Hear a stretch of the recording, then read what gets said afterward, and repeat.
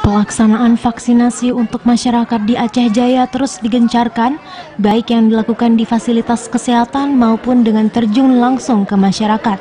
Vaksinasi ini dilaksanakan supaya capaian vaksinasi sesuai dengan program pemerintah agar tercapai baik dosis pertama, kedua maupun vaksinasi booster atau vaksin ketiga. Hal itu seperti kegiatan vaksinasi yang digelar Polres Aceh Jaya di Taman Memorial Tsunami, Calang. Ratusan warga dan pejabat publik antusias mengikuti vaksinasi, terutama vaksinasi tahap 2 dan tahap 3. Dalam vaksinasi ini, pihak unsur Forkopimda Aceh Jaya turut memantau pelaksanaan vaksinasi. Dan vaksinasi itu digelar agar capaian vaksinasi 70% bisa tercapai sesuai dengan harapan pemerintah agar tercipta herd immunity secara berkelompok di kalangan masyarakat. Kapolres Aceh Jaya AKBP Yudi Wiono menjelaskan vaksinasi yang digelar tersebut bekerjasama dengan pemerintah Aceh Jaya dan partai politik yang ada di Aceh Jaya.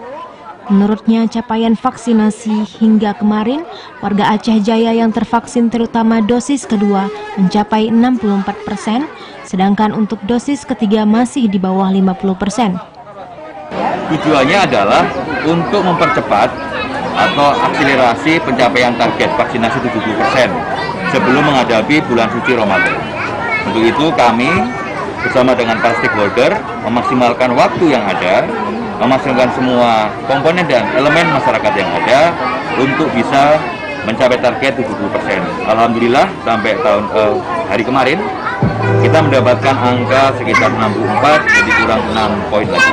Kita semua parpol mendukung, bahkan kita juga menghimbau kepada semua masyarakat Aceh Jaya untuk memberi partisipasi dalam rangka vaksinasi dosis kedua dan ketiga.